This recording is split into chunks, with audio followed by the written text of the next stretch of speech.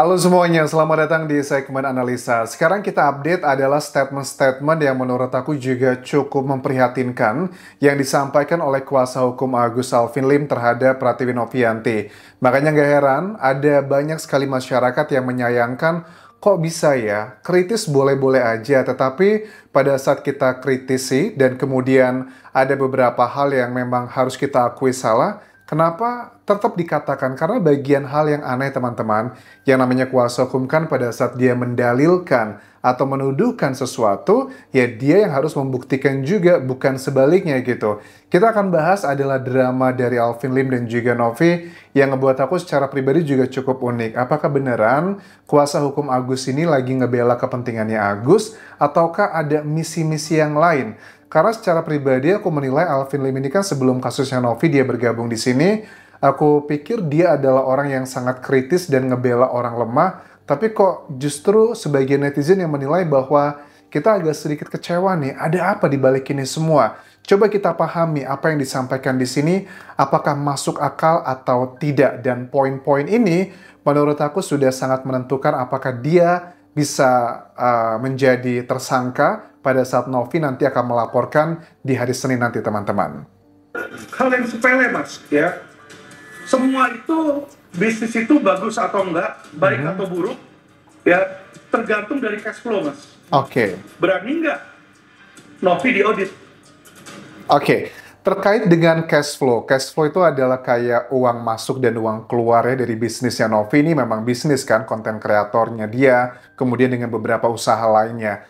Novi itu mengatakan di sosial medianya bahwa keuangan dia ini selama ini disupport adalah dari beberapa YouTube channelnya dan Facebook page-nya, serta TikTok dan juga Instagram, serta ada beberapa bisnis kayak penyewaan apartemen yang merupakan kayak warisan dari keluarganya. Itu adalah bagian yang pertama. Kalau masalah cash flow, kita udah bisa menilai sebenarnya. Novi itu pernah ngobrol dengan salah satu kuasa hukumnya dulu. Aku nggak tahu apakah masih sekarang ada menjadi kuasa hukum atau enggak.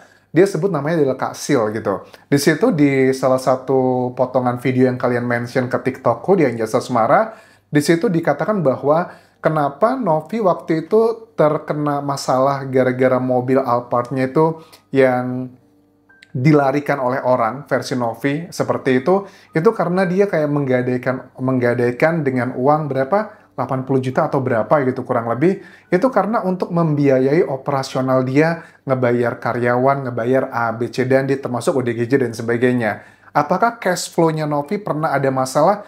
Ya, kita bisa melihat memang pernah seperti itu. Yang namanya usaha, aku rasa nggak cuma Novi ya, kayaknya hampir setiap pengusaha sukses atau pengusaha yang baru merintis, pasti ada di bulan-bulan tertentu yang cash flow-nya ini nggak oke gitu ya. Pemasukannya tidak sesuai dengan pengeluarannya. Itu adalah hal yang wajar. Tetapi apakah bagian ini menjadi bagian yang harusnya dikritisi, bukan diapresiasi? Apakah harusnya seperti itu? Kita coba lanjutkan di kritisi dari Alvin Lim berikut ini, teman-teman. Penghasilannya dia, keluar masuknya dia diaudit. Karena kenapa, Mas? Sesuai undang-undang, itu Mas juga udah tahu, si siapa namanya kemarin menteri juga dibilang, kalau mendapatkan uang lebih dari 500 juta, dan harusnya lebih dari 500 juta, kalau belasan ODGJ, beli Alphard, apa semua ini udah miliaran, Mas. Nah, ini adalah interpretasi yang menurut aku salah ya, Bang Alvin ya. Menurut Pak Menteri itu gini, kalau kita open donasi, dan donasinya itu di atas 500 juta, harus ada audit dari pihak eksternal. Tapi kalau di bawah 500 juta, itu cukup dari internalnya aja yayasan.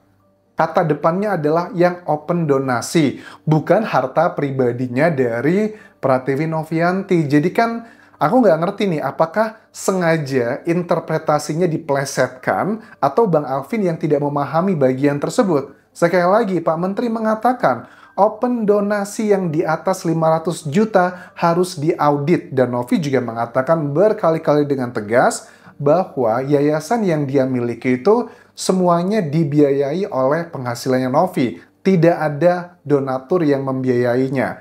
Memang dia sering melakukan kayak open donasi buat Novi, tapi kan untuk case per case. Ada video dia ngebuat konten, misalnya ada korban ini mengalami A, B, C, dan D, open donasi. Itu bukan operasional untuk ODGJ-nya.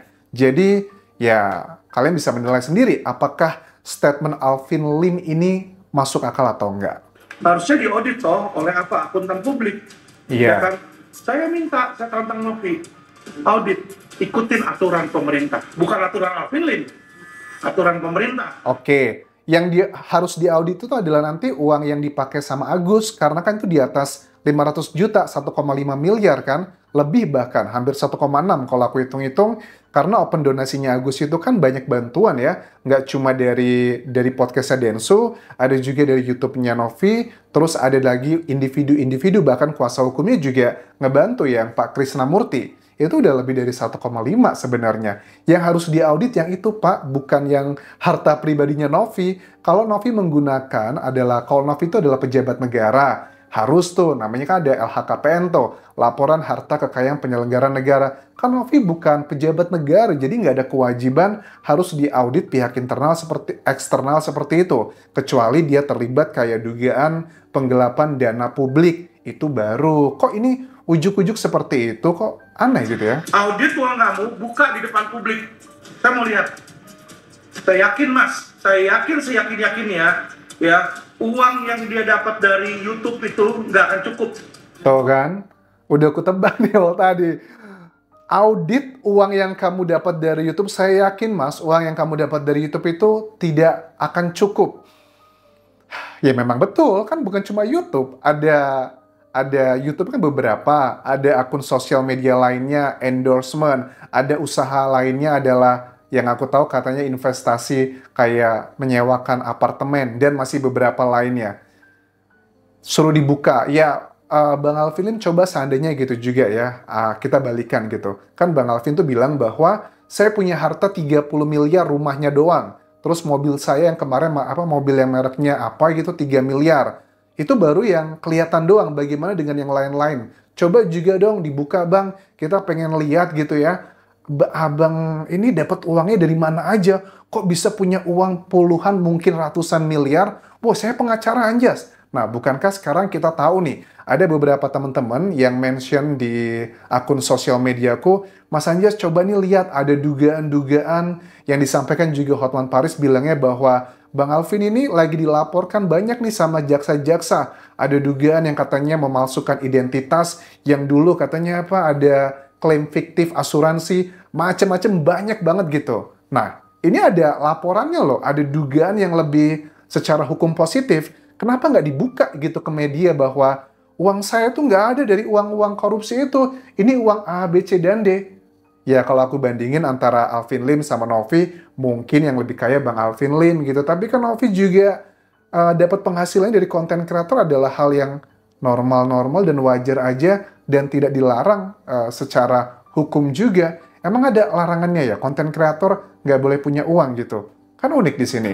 Kalau memang benar dia lakukan itu. Jika tidak, berarti mungkin ada dugaan TPPO. Oke. Penjualan orang itu yang saya bilang, dagangin orang.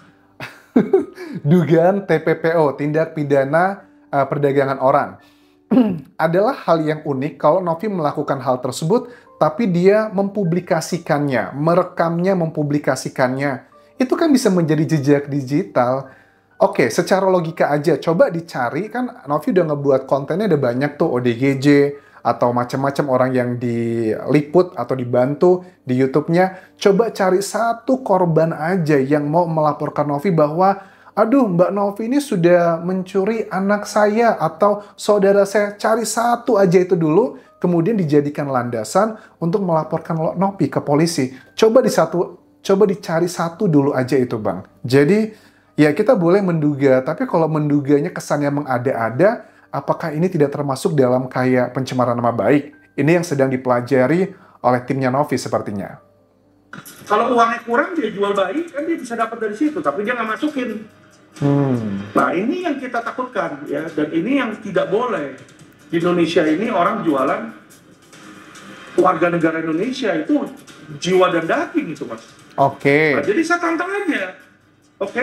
Oke, itu adalah dugaan. Kita harus akui itu adalah dugaan yang sangat mengesalkan bagi orang yang diduga seperti itu. Karena kan tanpa ada dasar gitu.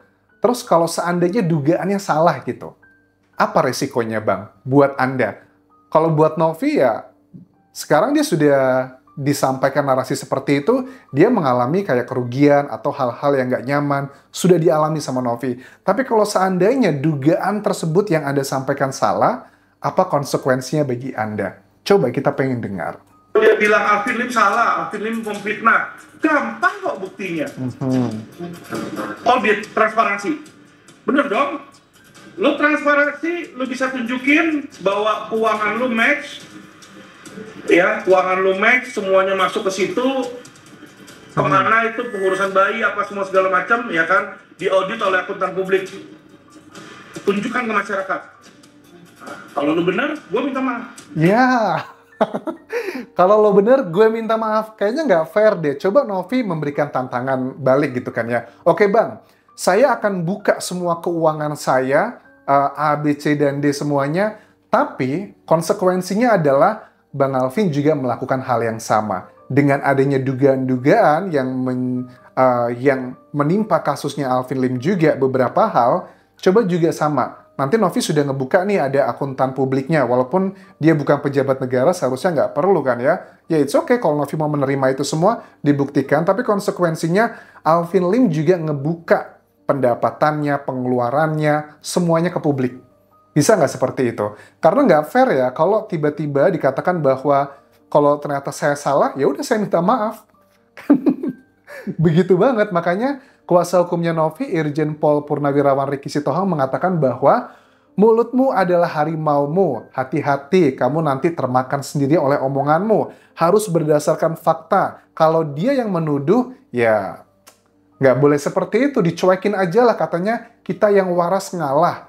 Karena ya nggak tahu nih, ini orang ngomongnya apa nggak jelas seperti itu.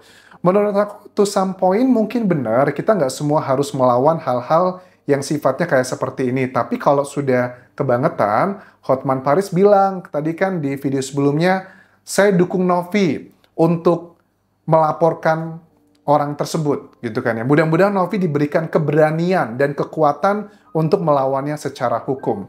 Oke, walaupun secara pengakuannya Alvin Lim, hal-hal yang disampaikan ini adalah pertanyaan bukan tuduhan. Tapi kita lihat nanti keterangan dari kuasa hukum atau ahli pidana atau ahli kata-kata berbahasa, apakah ini sudah masuk ke dalam pasal-pasal yang mungkin nanti sedang dicari, karena kan pasal-pasal itu adalah sebuah deskripsi dari sebuah tindak pidana, kemudian dicocokkan sama perbuatan yang masuk atau enggak. Ya, ini adalah tugas dari seorang kuasa hukum untuk cerdik mencari pasal dan juga perbuatannya di match-in cocok atau enggak. Oke, kita lihat nanti nih drama berikutnya seperti apa. Apakah Novi akan tetap melaporkan ataukah ada yang lain-lain lagi? Kita tunggu teman-teman. Sampai ketemu lagi di video berikutnya. Tinggalkan like dan juga komen. Subscribe channel YouTube ini, follow Instagram, Facebook pageku dan juga akun TikTok Dian Jasa Semara. Sampai jumpa.